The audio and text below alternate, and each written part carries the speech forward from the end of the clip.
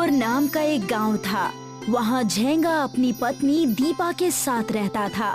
झेंगा लकड़ियों को काटने का और उनके सामान बनाने का काम किया करता था। झेंगा ईमानदार और मेहनती होने के कारण हमेशा अच्छी कमाई करता। उसी गांव में उसका दुश्मन करोड़ी मल रहता था। इस झेंगा की दुकान को तो देखो, दिन ब दिन बड़ी होती जा रही है। तुम दिन भर दूसरों की चापलूसी करते हो। अगर तुम भी काम धंधा करोगे तो तुम्हें भी मुनाफा होगा ना। हमेशा यहाँ वहाँ गुलछर्रे उड़ाते रहते हो। करोड़ी मल को उस आदमी की बात बहुत बुरी लगी और वो वहाँ से गुस्से से चला गया और सीधा झेंगा की लकड़ी की दुकान पर आ पहुँचा। तुम्हारी वजह से पूरा गांव मुझ पर थू थू कर रहा है। तुम मुझसे चाहते क्या हो? क्यों परेशान कर रहे हो मुझे? मैं तुम्हें परेशान कर रहा हूँ या तुम मुझे? हमेशा तुम ही मेरे बारे में गांव भर में बुराई करते रहते हो। मैं फिर भी तुम्हें कुछ नहीं कहता। तुम मुझे काम पर क्यों नहीं रख लेते? तुम्हारे पास तो कितना काम है। अगर तुमने मुझसे पहले ही पूछा होता तो मैं तुम्हें काम पर रख लेता। मैं और मेरी पत्नी दीपा हमारी दुकान भली भांति चलाते हैं। अगर ऐसा है तो तुम भी मुझे भली भांति जानते हो। तुम्हारी ये दुकान मैं तुमसे लेकर रहूंगा, तब तुम देखना। करोड़ी मल झेंगा को वहाँ से धमकी देकर चला गया। कुछ दिन बीत चुके थे। एक शहरी वैज्ञानिक जो विज्ञान में खोज और आविष्कार करते थे, झेंगा की दुकान पर आए और कहने लगे, क्या तुम्हारा नाम झेंगा है? जी हाँ, मेरा ही नाम है। लेकिन बात क्या है जनाब? मैंने तुम्हारी कारीगरी के बारे में बहुत चर्चे सुने हैं। मैंने सुना है कि तुम लकड़ी से कुछ भी आविष्कार कर सकते हो। बड़ा मुंह छोटी बात, मैं अपनी तारीफ कैसे करूं? मैं शहर में विज्ञान का बहुत बड़ा साइंटिस्ट हूं। मैं चाहता हूं कि तुम मेरी अगली खोज में मेरा साथ दो। एक वैज्ञानिक का मुझसे क्या काम? भला मैं आपकी कैसे सहायता कर सकता हूं? और जैसे ही झेंगा ने ये बात कही, शहरी वैज्ञानिक झेंगा को लेकर बड़े से ट्रक के पास चले गए जो कि चंदन की लकड़ियों से भरी हुई थी। ये चंदन की लकड़ियां देख रहे हो? हमें इस चंदन की लकड़ियों से एक लकड़ी की लिफ्ट बनानी है। बस इतनी सी बात। लेकिन लकड़ियों में आग लग गई या कुछ हो गया तो तुम इसकी चिंता मत करो। इन चंदन की लकड़ियों पर केमिकल से पुताई हुई है। इनमें कोई आग या करंट नहीं दौड़ेगा। मालिक, अगर अच्छे पैसे मिले तो मैं ये बिल्कुल करने को तैयार हूँ। बिल्कुल अच्छे पैसे मिलेंगे। सारे गांव में लकड़ी की लिफ्ट की चर्चा शुरू हो गई थी। गांव के लोगों में उत्साह की लहर दौड़ पड़ी थी। लेकिन ये बात जब करोड़ी मल को पता चली, वो चुपके से उस शहरी वैज्ञानिक से काम मांगने के लिए चला गया। मालिक, क्या मुझे आपके यहाँ काम मिल सकता है? मैं चाय बनाने के लिए भी तैयार हूँ। घर का हर एक छोटा मोटा काम करने के लिए तैयार हूँ। मेरे पास चाय बनाने के लिए भी 4 गांव वाले हैं। तुम कहीं जाकर कोई और दूसरा काम ढूंढ लो। मालिक, कोई तो काम होगा जो मेरे लायक होगा। मैं सब कर लेता हूँ। झेंगा के साथ बचपन में लकड़ी का काम मैंने भी सीखा था। मैंने कहा ना, मेरा वक्त बर्बाद मत करो और जाओ यहाँ से। मुझे तुम्हारे बारे में कई गांव वालों ने बताया है कि तुमसे दूर रहने में ही भलाई है। इसलिए चले जाओ यहाँ से और मेरे कार्यालय या मेरी लकड़ी की लिफ्ट के आसपास भी नजर मत आना। करोड़ी मल को वहाँ काम नहीं मिला। झेंगा लकड़ी की लिफ्ट बनाने में सक्षम था। अब बस कुछ ही दिन रह गए थे लिफ्ट बनने में। मालिक, बस 2 दिन और, उसके बाद हमारी लकड़ी की लिफ्ट बनकर तैयार। मुझे इस बात का बेसब्री से इंतजार है। अगर लिफ्ट बन गई तो हमारा नाम इतिहास के पन्नों में सुनहरे अक्षरों से लिखा जाएगा। एक तरफ झेंगा और शहरी वैज्ञानिक खुश थे, दूसरी तरफ करोड़ी मल काम ढूंढने की कोशिश कर रहा था। लेकिन उसे उसके व्यवहार की वजह से कोई काम पर नहीं रख रहा था, जिससे निराश होकर वो एक तालाब के तट पर जाकर बैठ गया और रोने लगा। सबने मुझे निकम्मा समझ लिया है। ना कोई काम दे रहा है, ना कोई मदद कर रहा है। भाऊजी भी मुझे दिन भर ताना सुनाते रहते हैं। पूरे गांव वाले मेरा बेरोजगार होने का मजाक बनाते हैं। जी तो ऐसा चाह रहा है कि इस तालाब में समा जाऊं। करोड़ी मल को वहाँ रोता देख उस तालाब से एक बतख उसके पास आया और कहने लगा, क्या हो गया भाई, क्यों रो रहे हो? बत्तख, ये कैसे हो सकता है? तुम बोल कैसे सकते हो? उस बतख को बोलता देख करोड़ीमल हैरान हो गया और तभी बतख ने उससे कहा, तुम घबराओ नहीं, मैं एक मायावी बतख हूँ। अगर अपनी जान ऐसे ही दे दोगे तो तुम्हारे जन्म का सार कैसे पूरा होगा? तुम और मैं करें भी क्या? उस झींगा ने भी मुझे नौकरी नहीं दी और ना ही उस शहरी वैज्ञानिक ने। इसलिए मैं तुम्हें एक जादुई चंदन की लकड़ी दे रहा हूँ। जादुई चंदन की लकड़ी? ये कैसी लकड़ी है और इससे क्या होगा? इससे तुम जो भी कुछ बनाओगे वो एक आविष्कार से कम नहीं होगा। लेकिन याद रहे, लेकिन ये तुम्हारे मन के मुताबिक तुम्हारे पापों और तुम्हारे अच्छे कर्मों पर निर्भर करेगा। और अगर तुमने कोई भी गलती की, कोई भी पाप किया, तो ये तुम्हें एक ऐसी जगह पर ले जाएगा जहाँ पर कि कुछ भी नहीं होगा। करोड़ीमल जादुई चंदन की लकड़ी लेकर उस बतख से दूर आ जाता है और झींगा की लकड़ी की लिफ्ट के पास चला जाता है, जहां वो शहरी वैज्ञानिक और उसकी पत्नी को बातें करते हुए सुन लेता है। बस एक बार ये लकड़ी का लिफ्ट बन जाने दो, उस झींगा को लात मारकर भगा देंगे हम। और नहीं तो क्या जी, ये मामूली गांव वालों से हमने एक दो बार मिलजुल कर बातें क्या कर ली, ये तो हमारे गले ही पड़ रहे हैं। एक फूटी कौड़ी नहीं दूंगा उस झींगा को। लिफ्ट बनते ही मैं लिफ्ट को बड़े बड़े क्रेन में लदवा कर यहाँ से ले जाऊंगा। बिल्कुल सही कहा आपने। करोड़ीमल शहरी और उसकी पत्नी को झींगा को धोखा देने की बात सुन लेता है और उसी वक्त करोड़ीमल झींगा के पास जाकर सारी बातें बताता है, तालाब में मिले बतख के बारे में और शहरी वैज्ञानिक के धोखाधड़ी के बारे में भी। अगर तुम्हारी बातें सच हैं, तो हमें उस वैज्ञानिक को सबक सिखाना होगा। लेकिन हम कर भी क्या सकते हैं? तुम्हारे पास जो जादुई लकड़ी है, हमारी वो अच्छे से मदद कर सकती है। उसे हम लकड़ी के लिफ्ट में लगा देंगे, जिससे शहरी वैज्ञानिक धोखा खा जाएगा। झींगा और करोड़ीमल उस जादुई लकड़ी को लेकर लिफ्ट में लगा देते हैं और उसके लगाते ही वो लिफ्ट जादू से चमक उठती है और उसमें से आवाज आती है, जो सच्चे मन से इस लिफ्ट में आएगा वो बच जाएगा, जो बुरे मन का होगा उसे मैं दूसरी दुनिया में भेज दूंगा। इतना कहकर लिफ्ट का चमकना बंद हो जाता है। करोड़ीमल और झींगा को सारी बातें समझ में आ जाती है। अगले दिन वो लिफ्ट के उद्घाटन का इंतजार करने लगते हैं। देखा भाग्यवान, कैसे इन गरीबों का इस्तेमाल करके मैंने ये लकड़ी का लिफ्ट बनवा लिया और अब तक एक फूटी कौड़ी भी खर्च नहीं हुई। आप चालाक थे, इसी वजह से आप मेरे पति हैं। इतना कहकर शहरी वैज्ञानिक ने उस लकड़ी के लिफ्ट का उद्घाटन किया और कहने लगा, सबसे पहले इस लिफ्ट में मैं ही जाऊंगा। सुनिए जी, मैं भी आपके साथ चलूंगी।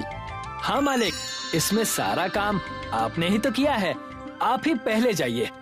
और जैसे ही लकड़ी के लिफ्ट में उन्होंने कदम रखा, लिफ्ट चमक उठी और उसमें से आवाज आई, धोखेबाज, धोखेबाज, इन्हें अब मजा आएगा। इतना कहकर लिफ्ट उन्हें एक ऐसे आइलैंड पर ले गई जहां पर आसपास सिर्फ पानी ही पानी थे और बस थोड़ी सी जमीन थी और उसके चारों तरफ बतख ही बतख घूम रहे थे। ये क्या हो गया? ये हम कहाँ आ गए? चारों तरफ पानी है, इतनी सी जमीन में हम कैसे रहेंगे? हे भगवान, मुझे तो बहुत डर लग रहा है। ये सब कैसे हो गया? क्या हो गया? ये कहाँ आ गए हम? कहीं जाने का रास्ता भी नहीं है। अब हम क्या करेंगे? और दूसरी तरफ झींगा और करोड़ीमल बहुत खुश थे। जादुई लकड़ी की लिफ्ट ने अपना कमाल दिखा दिया था और तब करोड़ीमल ने कहा, मैंने भी पूरे गांव में कई सारे पाप किए हैं। एक बार मैं भी इस लिफ्ट में जाकर अपने पापों का प्रायश्चित करना चाहता हूँ। तुम्हारे साथ मैं भी आऊंगा करोड़ीमल। आखिर तुमने भलाई करना सीख ही लिया, हमेशा मेहनत की राह पर चलो बस। और जैसे ही झींगा और करोड़ीमल जादुई लकड़ी के लिफ्ट में गए, वहां जाकर लिफ्ट चमक उठी और उन्हें एक शानदार जगह पर लेकर गई। चारों तरफ पकवान और खूब सारी सुविधा। पकवान और सुविधा देखकर दोनों बहुत खुश हुए। करोड़ीमल और झींगा बहुत ही मजे से सारे पकवान खाने लगे। देखा दोस्त, अब तुम भी सुधर गए हो, वरना जादुई लकड़ी की लेप तुम्हें भी सजा देती। अब से मैं हमेशा भलाई का काम करूंगा और सब कुछ मेहनत करके सुतार था जो जंगलों से लकड़ियां लाकर उनसे खूबसूरत फर्नीचर बनाया करता था। सुरेश की कला अप्रतिम थी, पर उसे कभी भी अपने काम का सही मोल नहीं मिला। सुरेश भाई, मैं इस टेबल के बस 1000 रुपए ही दे पाऊंगा। ठीक है भैया, चलेगा। सुरेश महीने भर में बस 2 या 3 हजार रुपए ही कमा पाता था और वो सारे पैसे अपनी पत्नी शोभा के हाथ में रख दिया करता था। ये ले, इससे घर का राशन ले आ। ठीक है, पर अब आपको थोड़ा ज्यादा काम करना होगा। क्यों? क्योंकि हमारे घर में जल्द ही एक नया मेहमान आने वाला है। सच्ची? हाँ। शोभा, मैं तुम्हें क्या बताऊं कि मैं कितना खुश हूं। धन्यवाद शोभा। अब ज्यादा क्या, मैं दिन रात काम करूंगा, अपने बच्चे को सारी सुख सुविधाएं दूंगा। तू चिंता मत कर शोभा, और आज से घर के भी सारे काम मैं ही करूंगा। अरे नहीं नहीं, घर के काम मैं ही कर लूंगी। वैसे भी काम करना बच्चे के लिए अच्छा है। तुम तो बस खाना बनाना, बाकी तो मैं ही करूंगा, और मैं तुम्हारी एक नहीं सुनूंगा। सुरेश की खुशियों का ठिकाना नहीं था। उसी दिन से उसने घर के सारे काम करना शुरू कर दिया। अगर शोभा किसी काम को हाथ लगाती तो सुरेश उसे डांटा करता था। शोभा, तुम्हें मना किया है ना ये सब करने से। मैंने कहा ना मैं कर लूंगा। पर आप काम करें और मैं बैठी रहूं, ये बात मुझे अच्छी नहीं लग रही। तुम्हें अच्छी लगे या ना लगे, पर ये तुम्हारे लिए अच्छी है और हमारे होने वाले बच्चे के लिए भी। अब जाओ, बैठो वहां। डांट सुनकर शोभा एक कोने में बैठ गई और सुरेश ने सारे काम निपटा दिए। सारे काम खत्म करके सुरेश शोभा के साथ बैठ गया और ढेर सारी बातें करने लगा। दोनों अपने होने वाले बच्चे का सोचकर ही बहुत खुश थे। सुरेश अपने सुतार का काम भी करता था और घर का सारा काम भी, पर वो बहुत खुश था। समय बीता और शोभा ने एक बहुत ही सुंदर बेटी को जन्म दिया। सुरेश ने अपनी बच्ची को गोद में लिया और उसके आंसू बहने लगे। अरे आप रो क्यों रहे हैं? रो नहीं रहा, ये तो खुशी के आंसू हैं। सुरेश ने अपनी बच्ची का माथा चूमा। ये सुरेश की जिंदगी का सबसे खूबसूरत लम्हा था। कुछ दिनों बाद सुरेश और शोभा अपनी बेटी को घर ले आए। अब सुरेश सारा समय बच्ची के आसपास ही रहता था। ये गर्मियों का मौसम था और सुरेश की नन्ही परी गर्मी से परेशान थी। उआ, उआ, उआ, उआ। ये क्यों रो रही है? क्या इसे भूख लगी है? नहीं, अभी तो दूध पिलाया है। तो फिर ये रो क्यों रही है? शायद इसे गर्मी लग रही है। शोभा ने बच्ची को लपटा हुआ कपड़ा खोला और बच्ची थोड़ी सी शांत हुई। कुछ देर बाद वो वापस रोने लगी। उआ, उआ, उआ, उआ। अस्पताल में पंखा था, वहाँ ये चुपचाप सोया करती थी। यहाँ हमारे घर में फैन क्या, बिजली का भी अता पता नहीं है। मैं भी आता हूँ। सुरेश अपनी पड़ोसी के घर गया और उसने बिजली की बात की। उसका पड़ोसी बिजली देने के लिए तैयार हो गया। सुरेश को हर महीने पड़ोसी को 300 रुपए देने थे। बिजली की एक तार सुरेश पड़ोसी के घर से अपने घर तक खींच लाया और उस पे बल्ब लगा दिया। बिजली तो आ गई, अब फैन खरीदना होगा। फैन कम से कम 1000 रुपए का तो होगा ना? सुरेश ने अपनी जेब टटोली तो उसके पास केवल 100 रुपए थे। कोई बात नहीं, अब जब कोई पैसे आएंगे तो आप फैन खरीद लेना। सुरेश ने बच्ची की ओर देखा। बच्ची गर्मी से परेशान थी। मैं देखता हूँ कहीं पुराना फैन मिलता है क्या। ठीक है। सुरेश कबाड़ी की दुकान में पहुंचा। अरे भैया, आपके पास कोई पुराना पंखा है क्या? हाँ, एक, लेकिन उसकी बॉडी खराब है, पर मोटर चल रहा है। तुम्हें चाहिए तो ले लो, बॉडी बदल लेना। कबाड़ी ने सुरेश को एक पुराना सीलिंग फैन दिखाया जिसकी बॉडी टूटी हुई थी। क्या दाम है इसका? वैसे तो 100 रुपए है, पर इसकी बॉडी इतनी टूटी हुई है इसलिए तुम 50 रुपए दे दो। ठीक है, सुरेश ने उस आदमी को 50 रुपए दे दिए और वो फैन खरीद लिया।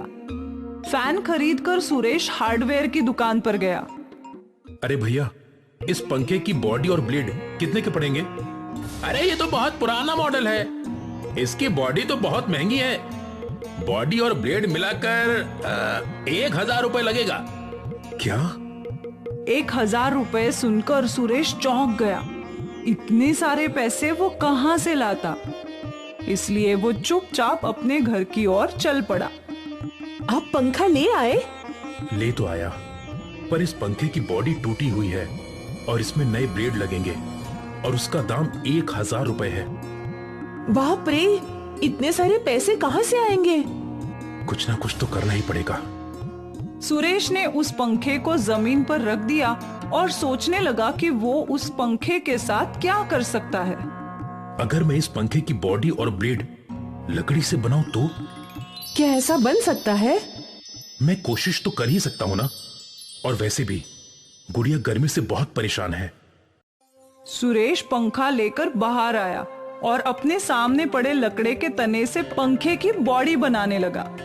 वो बहुत बारीकी से काम करता रहा और कई घंटों बाद आखिर उसने लकड़ी से बॉडी और ब्लेड बना दिए। उसने पंखे को जॉइन किया। ये हुई ना बात। सुरेश अपने लकड़ी के पंखे को घर के भीतर ले गया और उसे छत से टांग दिया और बिजली का कनेक्शन कर दिया और फिर बटन दबाते ही पंखा घूमने लगा। अरे वाह! और रोती हुई बच्ची तुरंत शांत हो गई। मेरी मेहनत रंग लाई। हाँ देखिए, ये चुप बैठ गई। भगवान करे मैं इसकी सारी जरूरतें पूरी कर सकूं और एक अच्छा बाप बन सकूं। आप अच्छे पिता हैं। बच्ची खुश थी और इसलिए शोभा और सुरेश भी खुश थे। अगले दिन उनके घर पे ग्राम पंचायत के ऑफिसर आए। क्या आपके घर में किसी बच्चे का जन्म हुआ है? हाँ हाँ, अंदर आइए ना। वो ऑफिसर घर के भीतर आया। मुझे बेटी हुई है। कल जन्म हुआ है ना? हाँ। तभी ऑफिसर का ध्यान ऊपर घूम रहे लकड़ी के पंखे पर गया। ये कैसे हो सकता है? क्या ये सच में लकड़ी का है? हाँ, मैंने खुद बनाया है। अद्भुत, बहुत खूब। मैंने पहले ऐसी लकड़ी की कला नहीं देखी। ये कला नहीं, मजबूरी है साहब। सुरेश ने ऑफिसर को बताया कि क्यों उसने लकड़ी का पंखा बनाया। उस ऑफिसर ने लकड़ी के पंखे की और सुरेश के परिवार की एक तस्वीर ले ली और उसी वक्त उनकी पूरी कहानी सोशल मीडिया पर पोस्ट कर दी। इससे क्या होगा साहब? क्या होगा तुम्हें जल्द ही पता चल जाएगा। अब मैं चलता हूँ, वापस जरूर आऊंगा। लकड़ी के पंखे का फोटो और सुरेश की कहानी वायरल हो गई। लोग सुरेश की मदद करने आगे आ गए और सभी ने उस ऑफिसर के अकाउंट में पैसे भेजे। कुछ दिनों बाद वो ऑफिसर पैसों का बैग लेकर सुरेश के घर आया। तुम्हारी कहानी दुनिया भर को छू गई है और देखो, सब ने तुम्हारी मदद करने के लिए कितने पैसे भेजे हैं। तुम अपनी बेटी को हर खुशी दे सकते हो। सुरेश और शोभा की आंखों से आंसू बहने लगे। उन लोगों ने उम्मीद भी नहीं की थी कि ये सब होगा। सुरेश के परिवार की जिंदगी संवर गई। अब सुरेश ने अपनी बेटी के लिए हर सुख सुविधा खरीद ली थी। वो खुश था और ये सब बस उसके लकड़ी के पंखे की बदौलत। आनंदपुर गांव में एक बहुत ही खुशहाल परिवार था, शंभू का। शंभू एक किसान था। शंभू की आर्थिक परिस्थिति भी अच्छी थी। उसके पास खुद का घर था, खेत थे और खुद का ट्रैक्टर भी था। शंभू अपने खेत का सारा काम ट्रैक्टर की मदद से ही करता था। उसके 2 बच्चे थे, माया और विनोद, जो स्कूल से सीधा दौड़ते हुए खेत आते थे। पापा पापा, हमें भी ट्रैक्टर पर बैठना है। हाँ हाँ, आ जाओ। माया और विनोद को ट्रैक्टर बहुत पसंद था। पापा, आप मुझे भी ट्रैक्टर चलाना सिखाएंगे ना? नहीं नहीं, तू तो लड़की है और भला लड़कियां ट्रैक्टर थोड़ी चलाती हैं। ऐसा किसने कहा तुझसे? लड़कियां भी ट्रैक्टर चला सकती हैं। देखा? पर पापा, हमारे गांव में तो कोई भी लड़कियां ट्रैक्टर नहीं चलाती। तो क्या हुआ? माया बड़ी होने के बाद ट्रैक्टर चलाएगी। आखिर वो भी एक किसान की बेटी है। उसे भी तो ट्रैक्टर चलाना आना चाहिए। हाँ पापा, और विनोद, मैं तुझे भी सिखाऊंगी। मैं तुमसे पहले सीखूंगा, देख लेना। नहीं, मैं पहले सीखूंगी। अरे अरे शांत हो जाओ, मैं तुम दोनों को एक साथ ट्रैक्टर चलाना सिखा दूंगा, ठीक है? शंभू के दोनों बच्चे हर बात पे लड़ा करते थे, पर एक बात तो तय थी कि दोनों को ट्रैक्टर बहुत पसंद था। समय बीता और एकाएक पूरे इलाके में सूखा फैल गया। शंभू के लहलाने वाले खेत मुरझा गए। वो परेशान हो गया। वो उदास घर लौटा। क्या बात है, आप इतनी चिंता में क्यों हो? सूखे की वजह से खेत में एक अनाज का दाना भी नहीं उगा। समझ में नहीं आ रहा कि ये एक बरस कटेगा कैसे। आप चिंता मत कीजिए, कुछ ना कुछ रास्ता होगा। सोच रहा हूँ अपना ट्रैक्टर गिरवी रख दूं। उन पैसों से कुछ महीनों का खर्चा निकल जाएगा।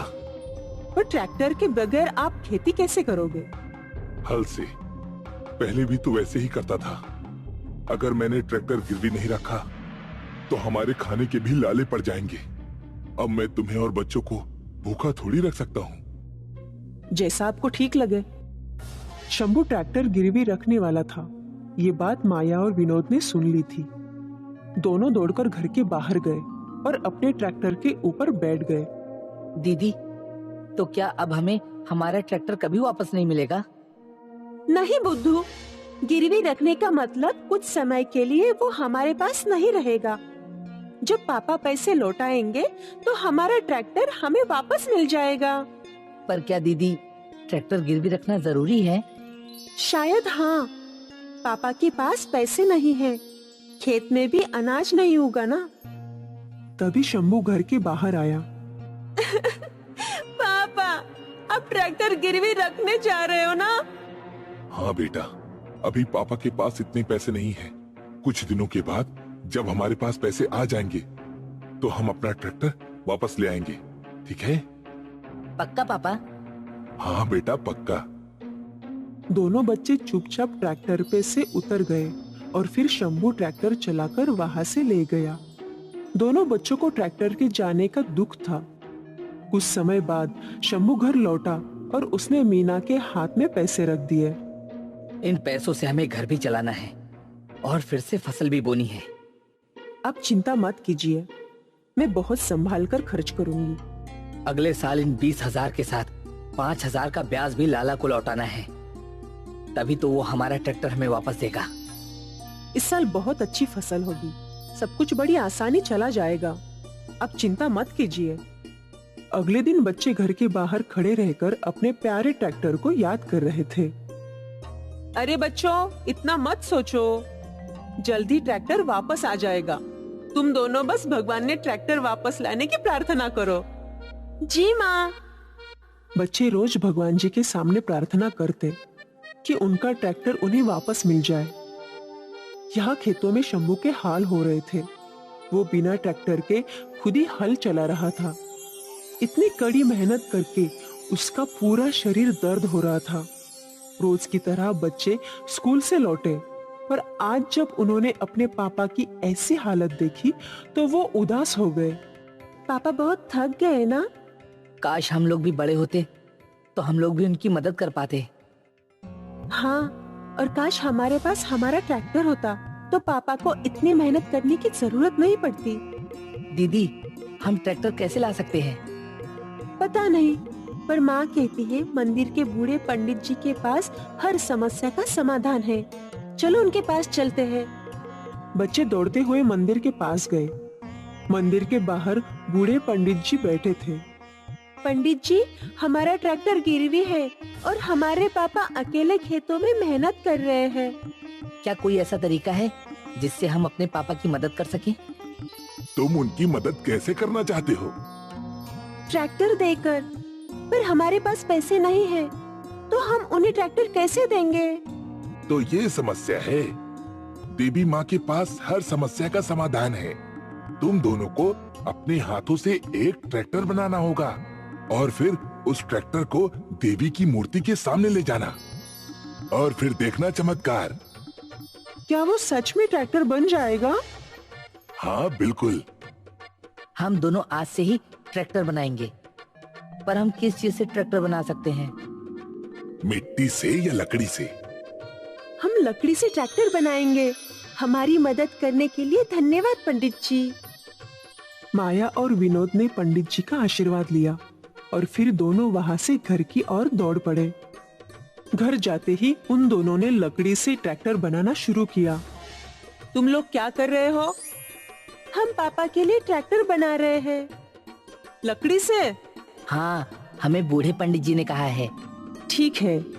काफी देर की कड़ी मेहनत के बाद बच्चों ने ट्रैक्टर बना दिया। विनोद चल, अब मंदिर चलते हैं। हाँ। बच्चे वापस मंदिर की ओर दौड़ पड़े। वो बूढ़े पंडित जी को ढूंढ रहे थे, पर पंडित जी वहाँ नहीं थे। पंडित जी ने कहा था कि भगवान जी की मूर्ति के सामने ट्रैक्टर रखना है। चलो अंदर चलते हैं।